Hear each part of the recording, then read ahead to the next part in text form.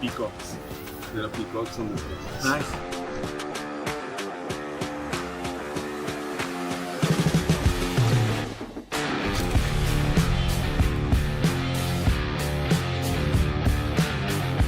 Morning.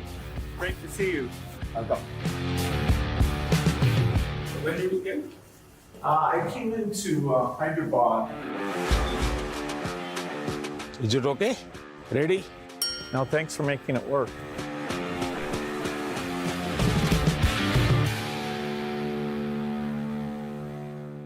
Bill, आपका स्वागत है और मुझे खुशी हुई। वैसे इस बार हमारे मिलने में शायद बहुत बड़ा गैप हो गया।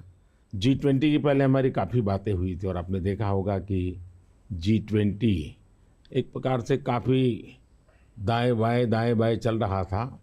अब पूरी तरह उसका जिस हेतु से G20 का जन्म हुआ उस पर हम एक मेन स्ट्रीम में ले पाए हैं और शायद आप भी अनुभव करते होंगे। Well, the G20 is way more inclusive, and so it was fantastic to see that India, in hosting it, really raised things like digital innovation and how this South-South collaboration can be far more than just the dialogue with the North. It can actually be a system that improves health. And you know, our foundation is so excited about the positive results that you've achieved here in India that we'll be a partner in trying to take that into many other countries. आपकी बात सही है। जब मैं Indonesia में भी G20 में गया था तो दुनिया के सभी देशों की क्यूरियोसिटी ये थी कि आपने ये डिजिटल रिवॉल्यूशन कैसे लाया है। और तब मैं उनको समझाता था, एक तो मैंने इस टेक्नोलॉजी को डेमोक्रेटाइज कर दिया है, ये किसी की मोनोपोली नहीं रहेगी, ये जनता का होगा, जनता के द्वारा होगा और जनता में जो भी उभरती हुई टैलेंट इसमें वैल्यू एडिशन करेगी वो करती चलेगी, ताकि कॉमन मैन को भी टेक्नोलॉजी पर विश्वास पैदा होना चाहिए। जैसे 10 डॉक्टर होते हैं, सब MBBS होते हैं, लेकिन एक डॉक्टर के पास ज़्यादा लोग जाते हैं क्योंकि उसका भरोसा बन गया है। In areas like digital government, India is not only adapting technology, but it's actually leading the way. What are some of the things you're excited about? Health, agriculture and education. मैंने जो आरोग्य मंदिर बना है, 2 लाख आरोग्य मंदिर, आयुष्मान आरोग्य मंदिर विलेजेस में, ये जो मेरे हेल्थ सेंटर है उनको मैं डायरेक्टली मॉडर्न टेक्नोलॉजी से बेस्ट हॉस्पिटल के साथ उनको जोड़ देता हूँ। पहले शुरू में उनको लगता था कि डॉक्टर तो है नहीं, मुझे देखे बिना कैसे बताता है, लेकिन बाद में उनको समझ आया कि टेक्नोलॉजिकल इंस्ट्रूमेंट और सैकड़ों किलोमीटर दूर बैठा हुआ डॉक्टर भी उनको सही डायग्नोसिस कर रहा है, सही एडवाइस कर रहा है। तो लोगों का कॉन्फिडेंस बढ़ रहा है। जितना बड़ी हॉस्पिटल में होता है उतना ही छोटे आरोग्य मंदिर में हो रहा है। तो ये डिजिटल प्लेटफॉर्म की कमाल है। और दूसरी पर एजुकेशन, मैं बच्चों को बेस्ट एजुकेशन पहुंचाना चाहता हूँ। टीचर की जो कमियां हैं उसको मैं टेक्नोलॉजी से भरना चाहता हूँ। दूसरा, बच्चे का इंटरेस्ट विजुअल में है, स्टोरी टेलिंग में है, तो उस प्रकार के कंटेंट बनाना, उस दिशा में मैं काम कर रहा हूँ ताकि बच्चों को लगना चाहिए। और मैंने कुछ सर्वे किया, मैंने देखा बच्चों को बड़ा मजा आ रहा है। मेरे यहाँ एग्रीकल्चर में भी मैं बहुत बड़ा रिवॉल्यूशन ला रहा हूँ और मैं माइंडसेट बदलना चाहता हूँ। In one of the themes I think India brings to technology is that it should be available for everyone, actually lifting up those who need it the most. जब मैं दुनिया में डिजिटल डिवाइड की बात सुनता था, मैं कहता मेरे देश में मैं ऐसा कुछ नहीं होने दूंगा कि डिजिटल डिवाइड हो। और डिजिटल पब्लिक इंफ्रास्ट्रक्चर ये अपने आप में बहुत बड़ी रिक्वायरमेंट है। आज मेरे यहाँ गांवों तक मैं ये डिजिटल फैसिलिटी पहुंचाना चाहता हूँ। तो मुझे लगता है वो बहुत बड़ा टारगेट ग्रुप है। महिलाएं तुरंत नई चीज़ों को स्वीकार करती है, ये मेरा अनुभव है मेरे देश में। उनके अनुकूल कौन सी चीज़ें मैं टेक्नोलॉजी में ले जाऊंगा तो वो एकदम से एक्सेप्टेबिलिटी बनती है। मैंने एक कार्यक्रम लिया है, नमो ड्रोन दीदी।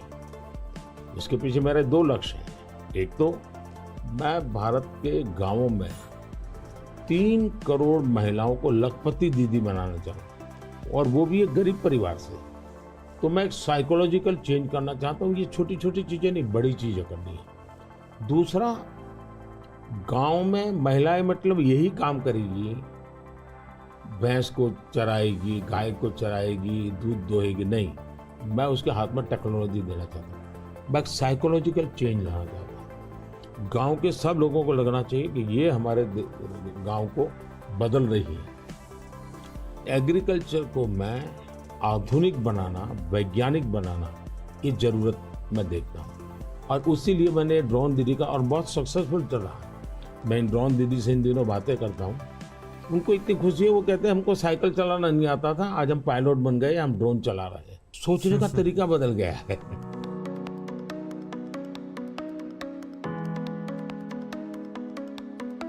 मैंने अफ्रीकन कंट्रीज के बहुत से लोगों से बात की। मैंने उनको कहा कि मैं इसमें आपकी मदद करने को तैयार हूँ, क्योंकि ये सबको समान अवसर देता है और डेमोक्रेटाइज, ये उसका मेन पॉइंट है, उसको नहीं छोड़ सकते आप। अब आपने देखा होगा कोविड में दुनिया सर्टिफिकेट नहीं दे पा रही थी। मेरे यहाँ मुझे वैक्सीन लेना है तो मैं कोविन ऐप पर जाकर के कितने डिस्टेंस पर मुझे मिलेगा, कौन सा टाइम स्लॉट मिलेगा, और मेरा सर्टिफिकेट भी मुझे within fraction of second मिल जाता था। और कोविन मैंने ओपन सोर्स कर दिया था, कोई भी उसका उपयोग कर सकता है। तो ये मेरा होगा, उसका कारण डिजिटली बहुत लाभ हुआ है मेरे देश में। और हम शायद जो इंडस्ट्रियल रिवॉल्यूशंस हुए, फर्स्ट सेकंड, हम पीछे रह गए क्योंकि हम गुलाम थे। ये चौथा जो इंडस्ट्रियल रिवॉल्यूशन है, जिसमें डिजिटल एलिमेंट सबसे बड़ा है, और भारत इसमें बहुत कुछ प्राप्त कर लेगा, ऐसा मेरा विश्वास है। Yeah, I think the key point is that the digital infrastructure just gets keeping richer.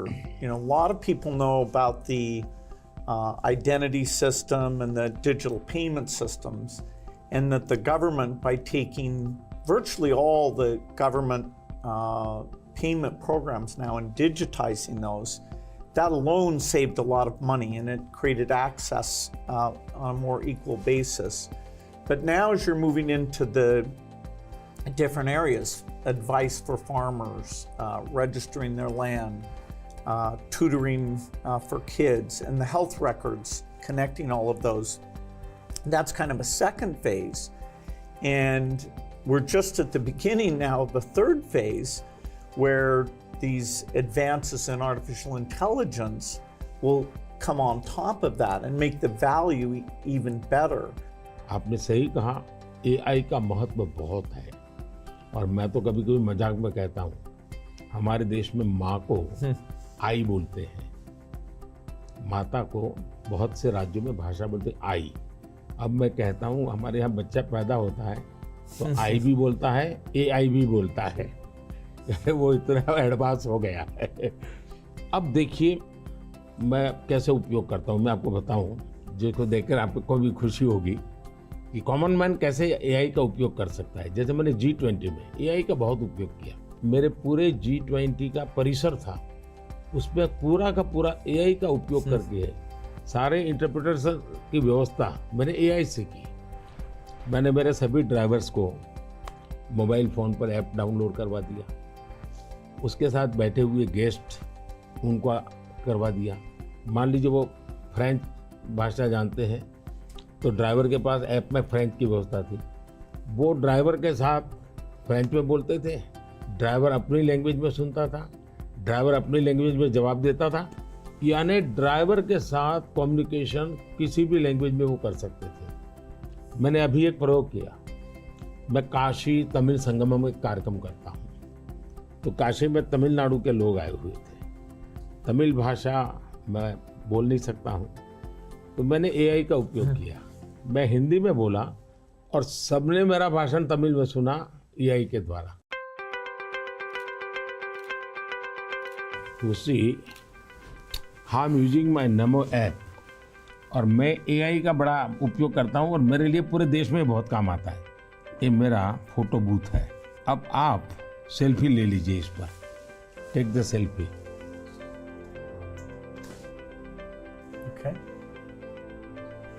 Yes. Wow. So you can see. Wow. Not only this, since last 20 years, मेरे साथ आपके जितने भी फोटो होंगे, जितने भी मेरी फोटो होंगे 20 साल की, सारे इस पर आ जाएंगे। कभी और किसी पब्लिक फंक्शन में मान लीजिए आपका एक 1/10 पार्ट दिख रहा है, तो वो फोटो में भी अगर मैं दिखता हूँ और आपका 1/10 भी दिखता है, वो भी उसको वो रिकॉग्नाइज करके ले आता है। तो आज टेक्नोलॉजी का कैसे उपयोग हो सकता है, और मैं मानता हूँ कि इस प्रकार के प्रयोग हमें वैल्यू एडिशन करते हैं। अब पहले क्या होता था, मैं कहीं जाता था, कोई फोटो मांगता था, देते थे। आज मैं कहता हूँ भाई तुम AI पर जाओ, मेरे नमो ऐप पर जाओ, फोटो बूथ में जाओ, खुद की सेल्फी ले लो, आपके साथ मेरा जितना भी फोटो होगा कि कोने में आप खड़े होंगे तो मिल जाएगा। तो हमने थोड़ा रोजमर्रा की जिंदगी में लोगों की मदद करने के लिए उपयोग करना चाहिए। तो मेरी कोशिश होती है कि पहले उसको कंफर्ट लेवल देना, उसको लगना चाहिए हाँ यार ये तो मेरे काम का है। जब काम में होता है तो फिर उसको इनोवेशन करता है, वो नई चीजें जोड़ देता है। I'd love to hear your view on how India sees AI. अगर हम AI को एक मैजिक के टूल के रूप में उपयोग करेंगे तो शायद बहुत बड़ा अन्याय हो जाएगा। या AI का उपयोग अपने आलसीपन को बचाने के लिए मैं करता हूँ कि भाई मुझे किसी को चिट्ठी लिखनी है, मैं ड्राफ्ट नहीं करूँगा, मैं ChatGPT को कह दूंगा कि मेरी चिट्ठी ड्राफ्ट करके दे दो, तो ये गलत रास्ता है।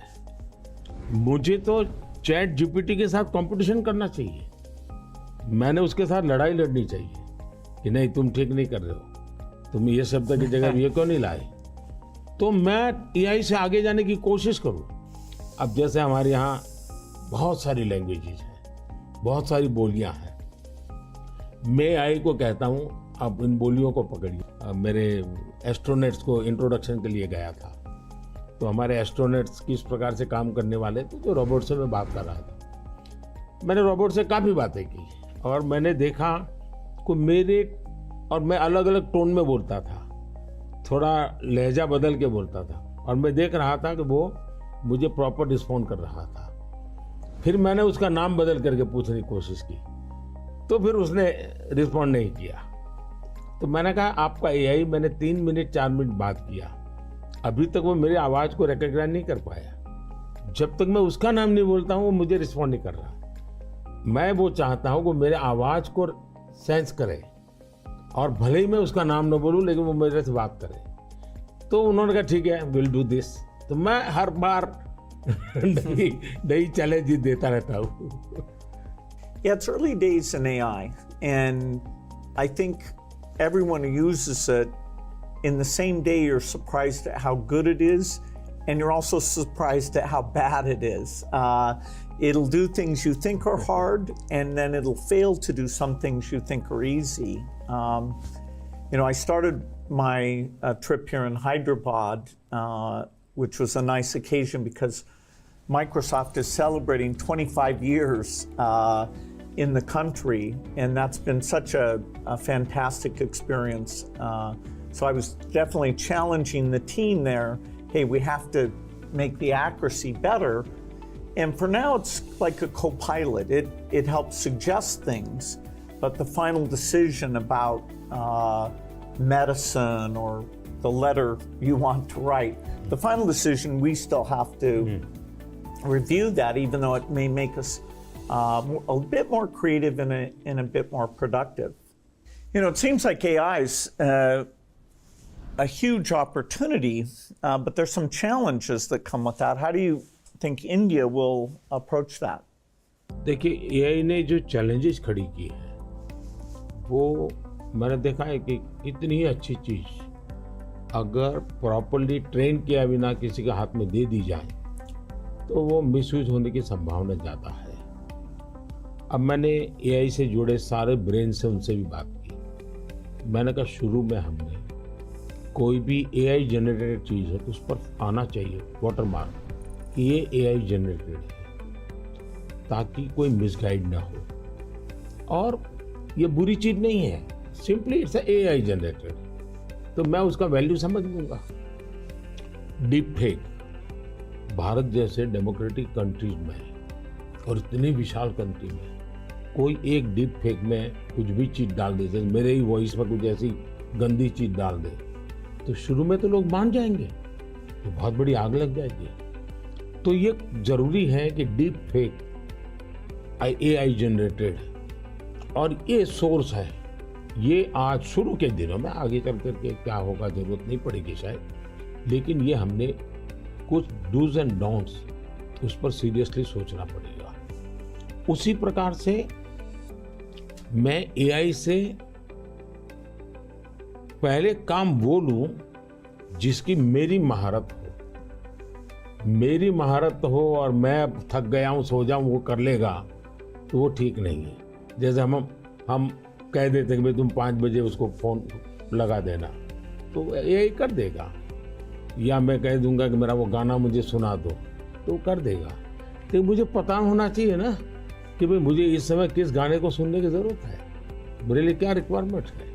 अगर मैं ये ना करता, मेरे से टूल का ही उपयोग करने के लिए खेल खेलता रहूं, तो शायद मैं वैल्यूएशन नहीं कर पाऊंगा, टाइम पास कर लूंगा। In the AI world, data is so important, and yet, people have concerns, privacy concerns. How do we strike the balance there? Data एक बहुत बड़ा इश्यू बना हुआ है,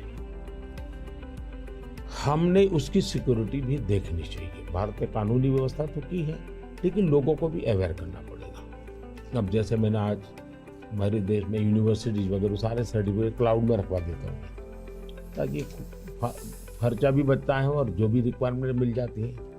मेरे यहाँ कंप्लायंसेस की ज़रूरत होती थी, मेरे सारे कंप्लायंसेस की कोई ज़रूरत नहीं है, आप अपना डेटा एक क्लाउड पर डाल दीजिए, मुझे आपका आइडेंटिटी दीजिए, मुझे जो ज़रूरत है मैं उसमें से ले लूँगा।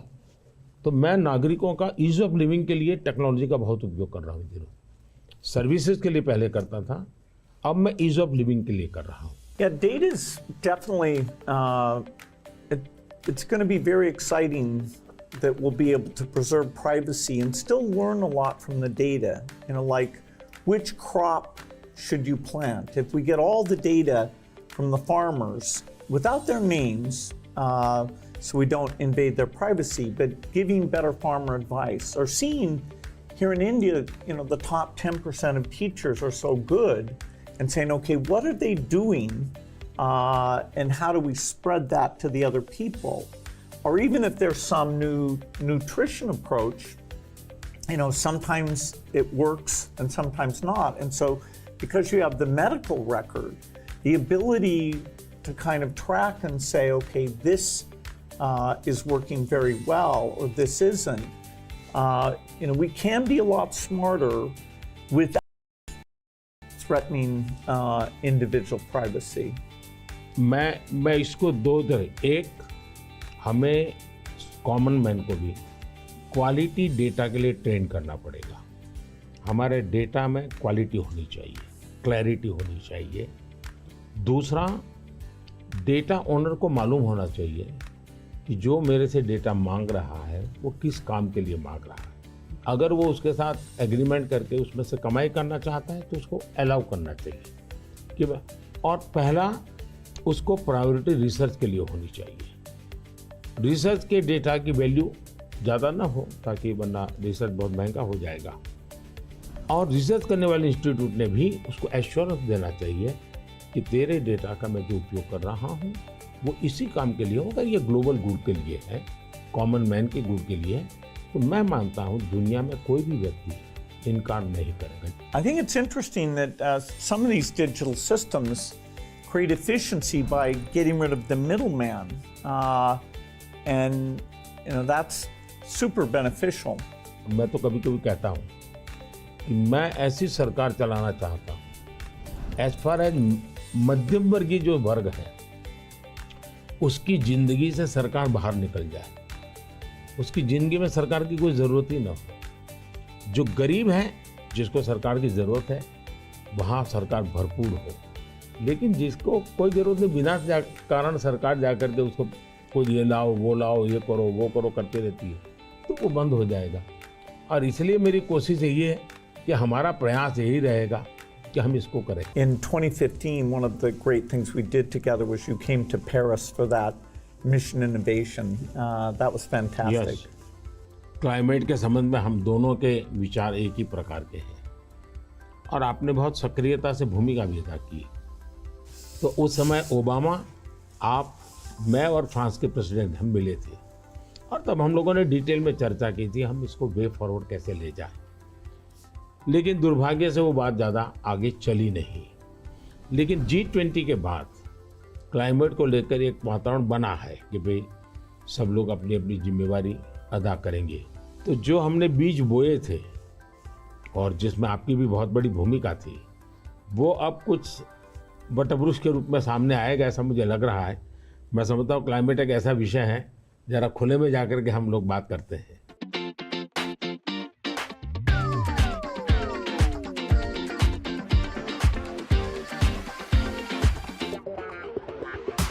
If you're ever coming to the United States, I'd love to have you come to Seattle. I'll be happy to come. No, fantastic. Please, I'm over here. Yeah. Is it okay? Huh? हाँ।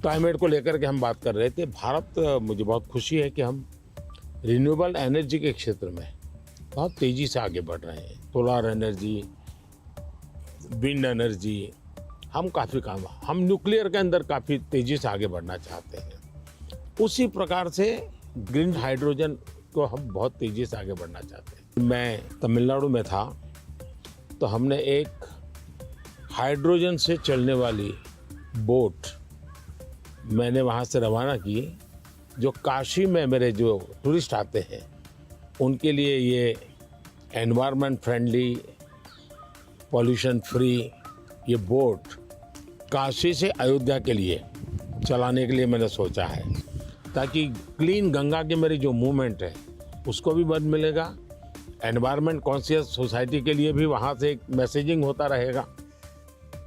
Well, India brings to the climate change a rich history of caring about the environment. How do you see connecting those? हमारे यहाँ reuse, recycle ये हमारे nature में है। अब देखिए ये जो जैकेट है ये रिसाइकल मटेरियल का है, लेकिन ये रिसाइकल मटेरियल की भी विशेषता है। इसकी विशेषता ये है, जो टेलर के यहाँ कपड़े के टुकड़े निकलते हैं ये सारा वेस्ट इकट्ठा किया हुआ है। फिर जो पुराने कपड़े हैं उसको भी इसमें लिया हुआ है और 30-40% वेस्ट प्लास्टिक बोतल को लिया हुआ है और उन सबको रिसाइकल करके ये कपड़ा बना है। Yeah, the innovation both here in India and the world is coming along. Are the goals that we set, staying below 1.5 degrees, we probably will miss that. Even 2 degrees isn't going to be so easy. And the thing you and I really emphasized in Paris is the need for innovation. If the green approach can be made as cheap or cheaper than the old approach, then the adoption will be very good. If it's more expensive, it's not clear who's going to be willing to pay for that. Should the rich countries pay for that?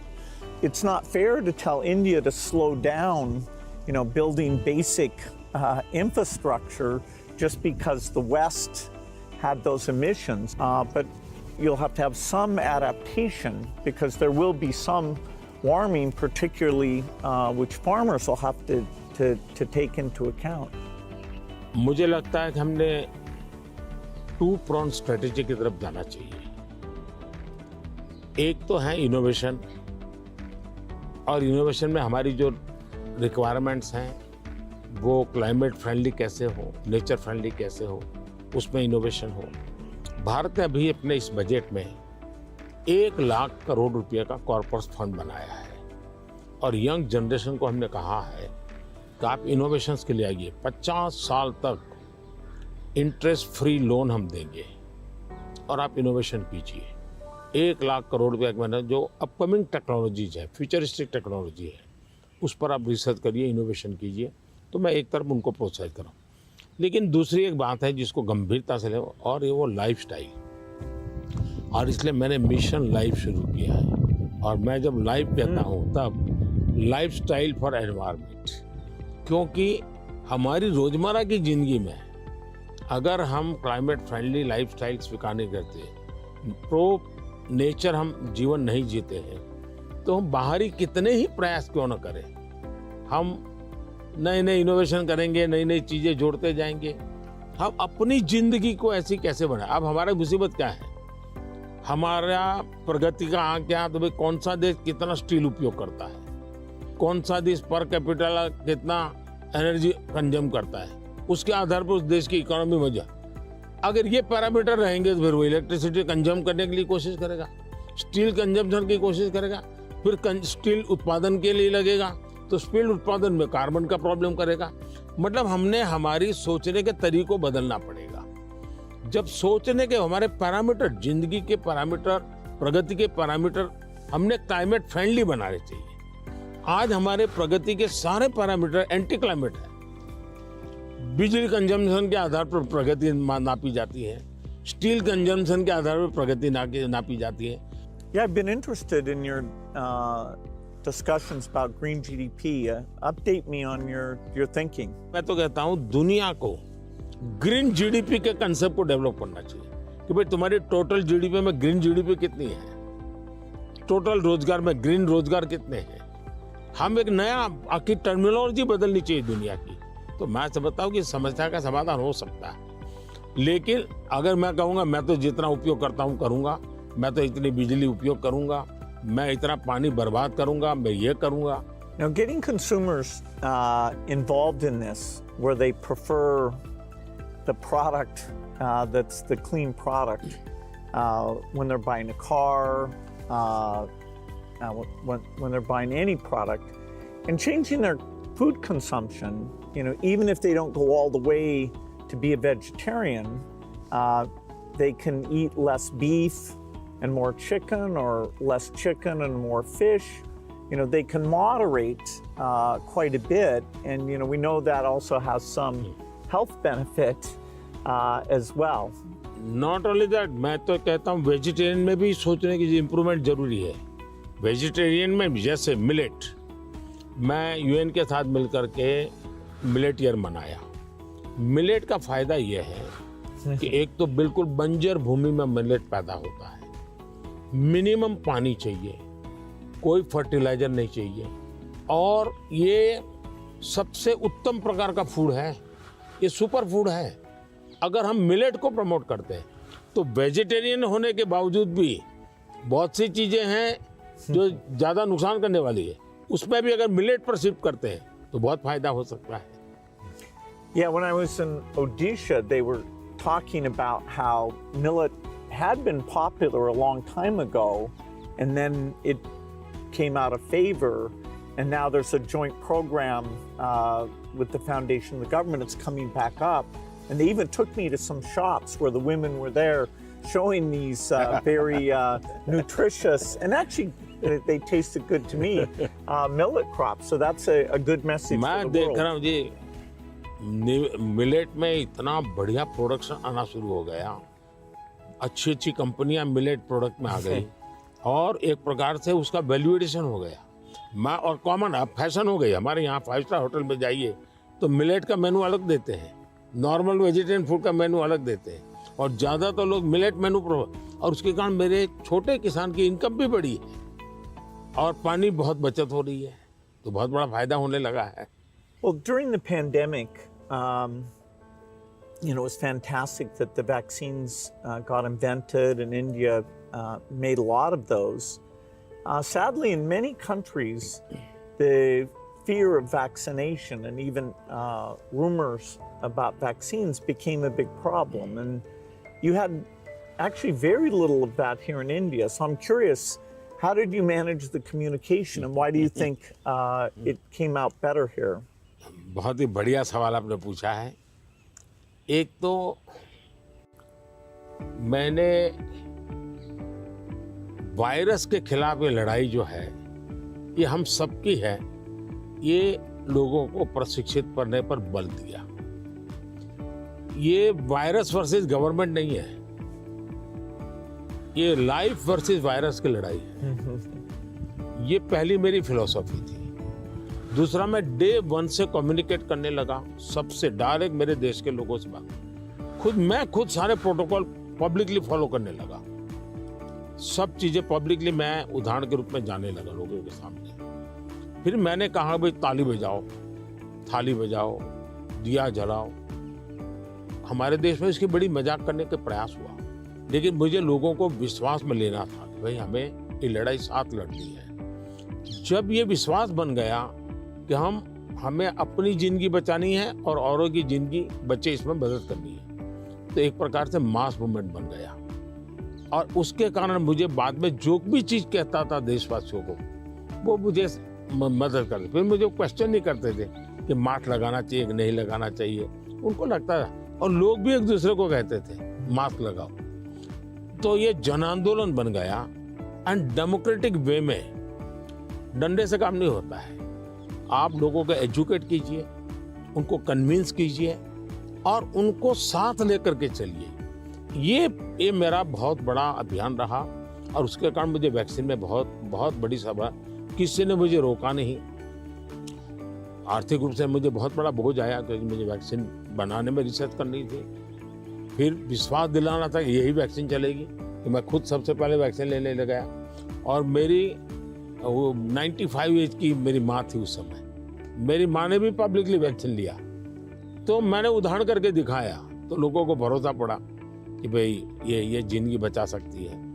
आने वाले दिनों में मैं cervical cancer को लेकर के, खास करके बच्चियों के लेकर, मैं भारत में इस बार बजट में हमारी जो साइंटिस्ट हैं उनको बजट देना चाहता हूँ।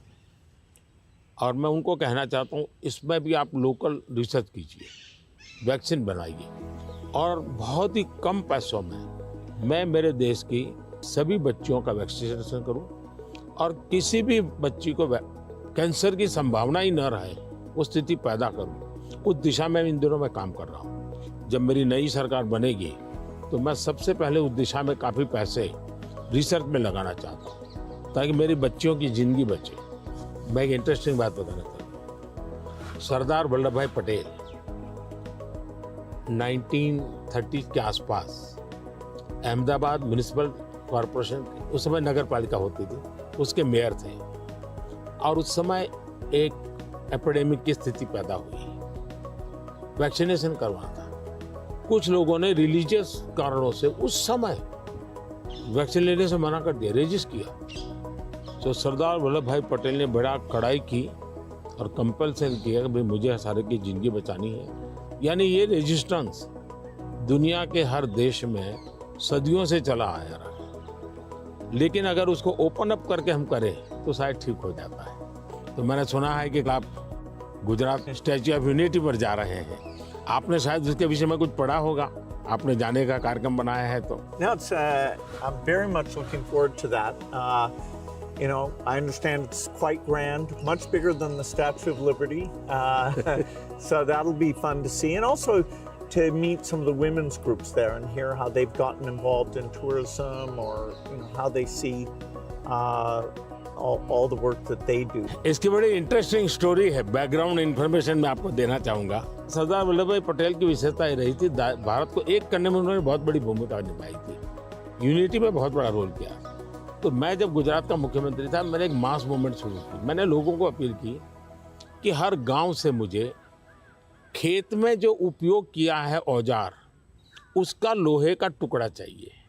हर गांव से एक लोहे का टुकड़ा चाहिए, और वो चाहिए क्या, जिसका कभी न कभी खेत में औजार उपयोग किया है। तो हिंदुस्तान के 6 लाख गांवों से मैंने किसानों से लोहे का टुकड़ा इकट्ठा किया, उसको मेल्ट किया और उसका मैंने स्टैच्यू में उपयोग किया है। दूसरा, मैं हर गांव से मिट्टी लाया, उस मिट्टी का मैंने एक यूनिटी वॉल बनाया है। तो हिंदुस्तान के 6 लाख गांवों की मिट्टी उसमें है, और मेरा उसके पीछे स्पिरिट है यूनिटी का।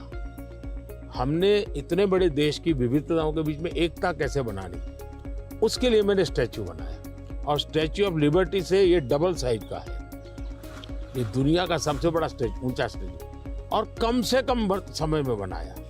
Yeah, I hope they have a video of the construction because I'm always fascinated how do you assemble something like that? इसका पूरा एक मैंने किताब निकाला है स्ट्रक्चरल इंजीनियरिंग का पूरा।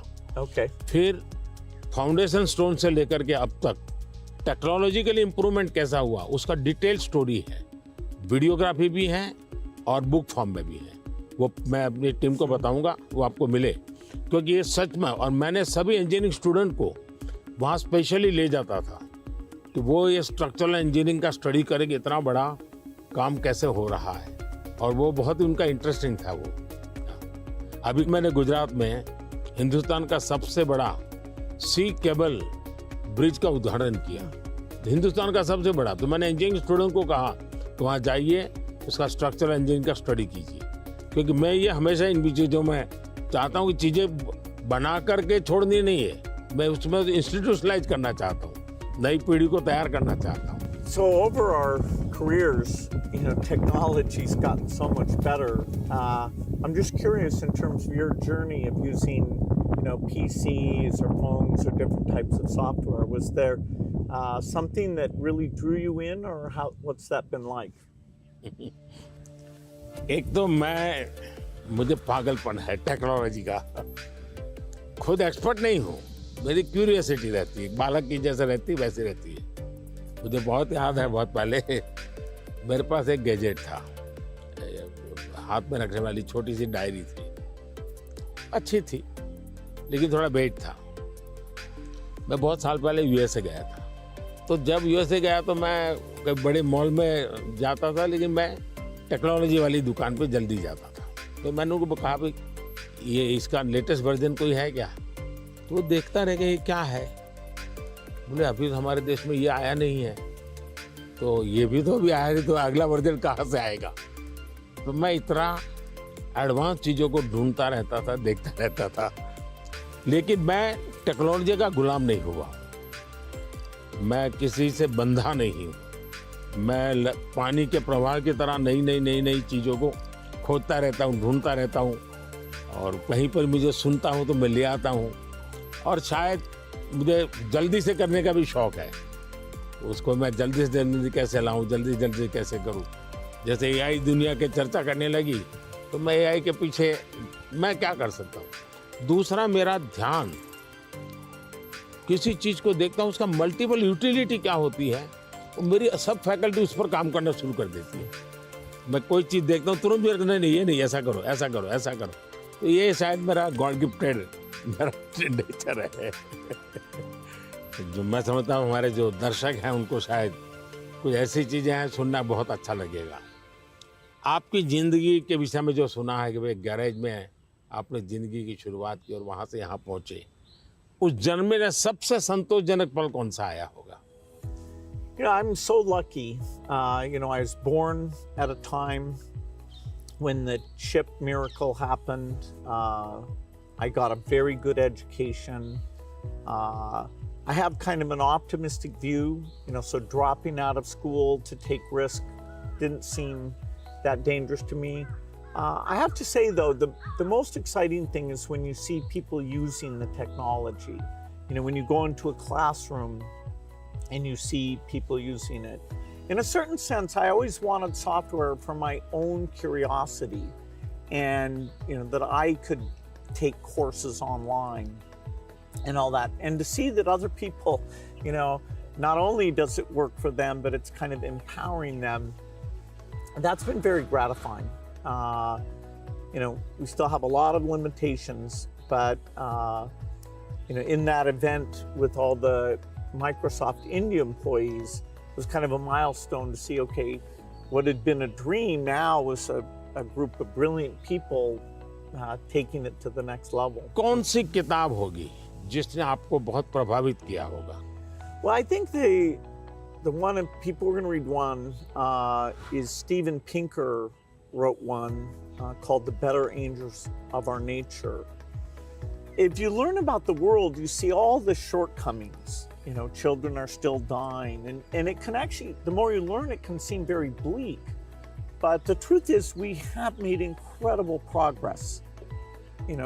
more children are surviving. And so we have to both be upset that it's not good enough, but also understand that incredible progress. And so I thought that book really captures that duality in a brilliant, brilliant way.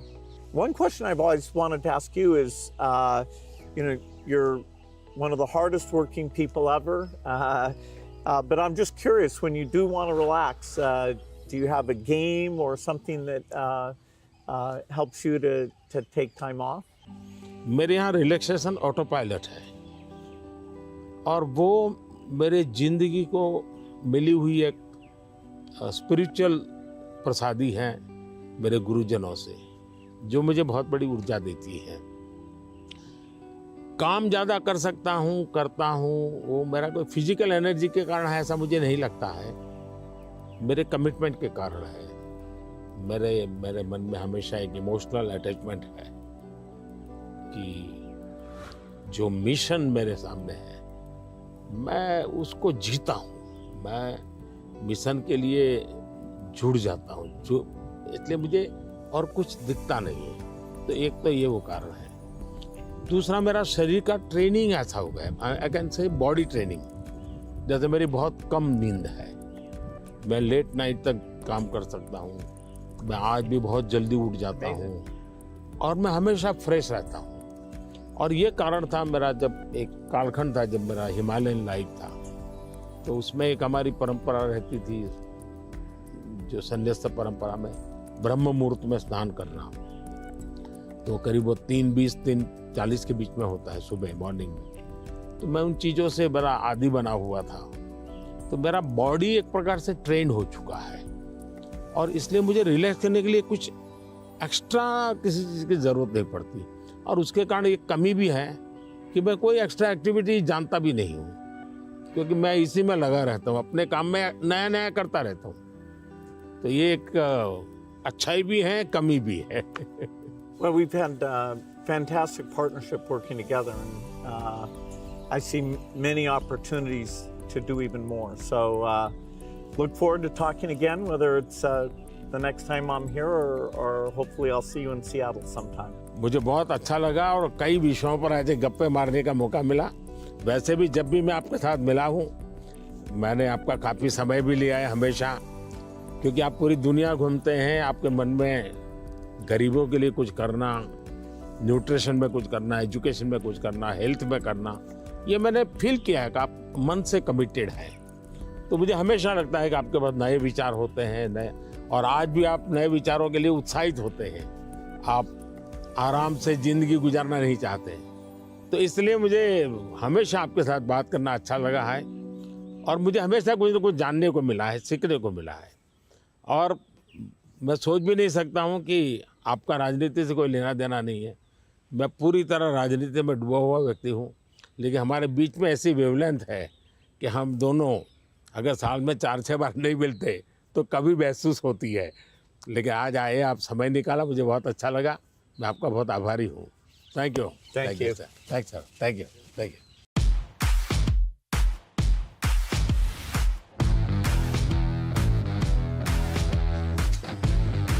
These are some nutrition books. Finally, we're making progress on nutrition. Yes, thank you.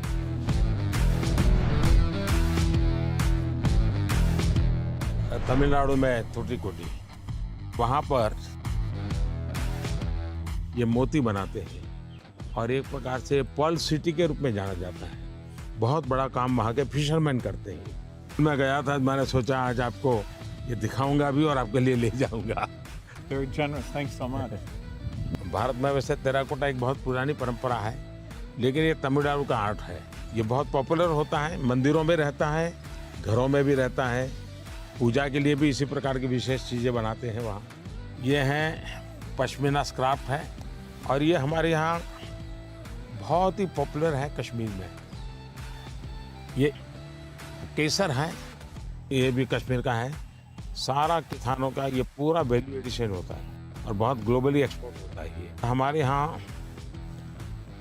Vocal for local मेरा एक movement चल रहा है और दूसरा मेरा one district one product. को मैं बहुत प्रमोट कर रहा हूँ। मैं कहीं भी विदेश जाता हूँ, मेहमानों को कुछ देना है तो किसी डिस्ट्रिक्ट के लेकर जाओ, उस डिस्ट्रिक्ट के लोग प्राउड फील करते हैं।